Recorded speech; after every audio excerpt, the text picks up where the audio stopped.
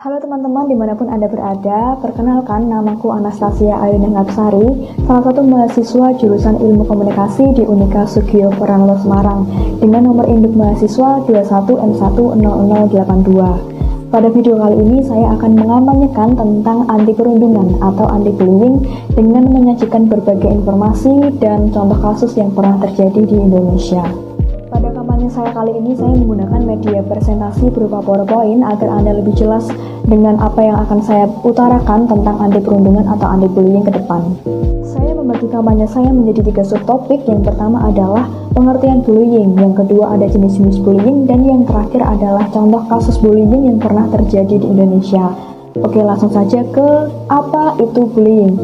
Bullying adalah suatu sikap atau tindakan penggunaan kekuasaan terhadap orang lain dengan cara menyakiti secara verbal, fisik, maupun psikologis. Nah, seperti yang kita tahu dan kita lihat dalam TV atau berita-berita yang tersebar di media sosial bahwa sekarang masih banyak mahasiswa atau siswa yang melakukan sebuah bullying kepada temannya. Bullying sendiri terjadi karena berbagai faktor, bisa faktor internal atau faktor eksternal yang mempengaruhi sikap dan tindakan manusia untuk menciptakan sebuah keemosionalan lalu menyakiti orang lain dengan sengaja. Bullying ini termasuk dalam tindakan yang melanggar kemanusiaan karena salah satu atau banyak korban itu selalu mengalami yang namanya dampak dari bullying itu sendiri, seperti luka-luka ataupun trauma, menjadi depresi dan tekanan batin hingga mengganggu kesehatan fisik dan mentalnya. Setelah saya pelajari dan saya cermati, ternyata ada banyak jenis-jenis bullying yang ada. Bullying yang pertama adalah bullying secara fisik, di mana sering kita temui bahwa masih banyak anak-anak atau mahasiswa yang melakukan hal ini kepada temannya dengan cara memukul, mendorong, mencubit, menendang, maupun menampar. Kedua, ada yang namanya bullying secara verbal, yaitu bullying yang menggunakan kata-kata tertulis maupun tidak tertulis untuk menyakiti orang lain dengan cara menggoda, mengejek, menghina, mengancam. Bahkan yang kita sering temui adalah banyak mahasiswa atau siswa atau orang lain memanggil dengan nama yang tidak pantas kepada orang lain. Jenis bullying yang ketiga adalah bullying sosial, di mana bullying ini dapat merusak reputasi dan hubungan seseorang dengan cara berbohong, menyebarkan rumor negatif, lalu ada mempermalukan seseorang di depan khalayak umum, dan mengucilkan seseorang.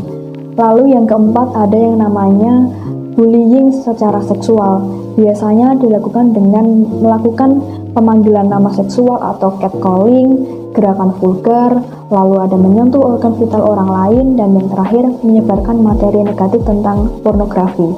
Dan jenis bullying yang terakhir adalah cyberbullying, di mana cyberbullying ini dilakukan dengan menggunakan teknologi digital di era sekarang ini. Biasanya dilakukan dengan cara mengunggah gambar dan video yang tidak pantas, lalu menyebarkan gosip seseorang, dan menggunakan informasi orang lain secara tidak diketahui orang tersebut. Oke, di slide saya selanjutnya saya menyajikan satu contoh kasus bullying yang pernah terjadi di Indonesia, tepatnya di kota Cilacap.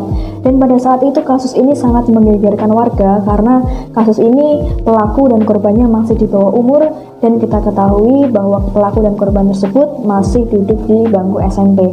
Berikut ini adalah cuplikan dari video kasus bullying yang saya sampaikan.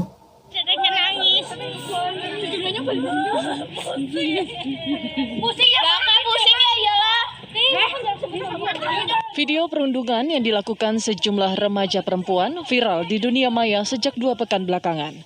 Peristiwa perundungan ini terjadi di Cilacap, Jawa Tengah. Dalam video yang berdurasi 29 detik ini memperlihatkan 4 remaja putri menganiaya korban. Nah, setelah menonton video yang saya sajikan tadi, bagaimana kira-kira pendapat Anda dalam menyikapi kasus bullying yang masih sering terjadi di Indonesia sekarang ini? Bagi saya, kasus bullying ini sangat merugikan korban, apalagi dalam kasus ini kita ketahui bahwa korban dan pelaku masih berada di bawah umur, di mana mereka seharusnya mendapatkan pendidikan moral dan karakter dari sekolah mereka ataupun pendidikan yang utama dari keluarga mereka. Namun malah berbanding terbalik, mereka lalu melakukan perbuatan yang bisa menyakiti orang lain dan bisa merugikan orang lain. Bahkan mereka sendiri seharusnya mendapatkan sebuah tindakan yang berkaitan dengan undang-undang atau biasa kita tahu dengan undang-undang pidana.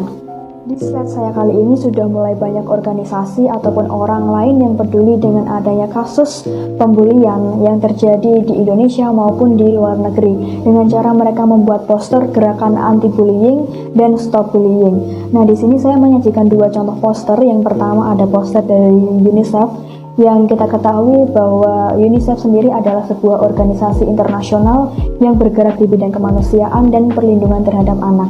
Dalam poster tersebut, UNICEF menuliskan "Say No to Bullying" dengan tulisan di bawahnya adalah banyak manusia yang ingin dimanusiakan, tapi lupa cara memanusiakan manusia. Dan yang kedua ada poster dari Kemendikbud yang bertuliskan "Hentikan Perundungan". Setelah mengetahui bahwa banyak sekali jenis-jenis bullying dan kasus bullying yang sering terjadi di Indonesia dan di masyarakat dengan dampak yang sangat merugikan bagi korban sendiri, untuk itu saya mengajak Anda untuk ayo melakukan gerakan anti perundungan dalam rangka Hari Anti Perundungan, terutama bagi Anda yang berada di kalangan mahasiswa ataupun siswa, karena Anda adalah generasi penerus bangsa yang seharusnya bisa bersosialisasi ataupun berteman dengan siapa saja dengan tidak melakukan tindak kekerasan. Sebelum menutup kampanye saya kali ini, saya ingin mengajak Anda untuk mencamkan dan mengingat satu kalimat dari saya, yaitu manusiakanlah manusia jika Anda ingin diperlakukan sebagai manusia dengan sebaik-baiknya. Sekian kampanye anti perundungan atau anti bullying dari saya. Terima kasih.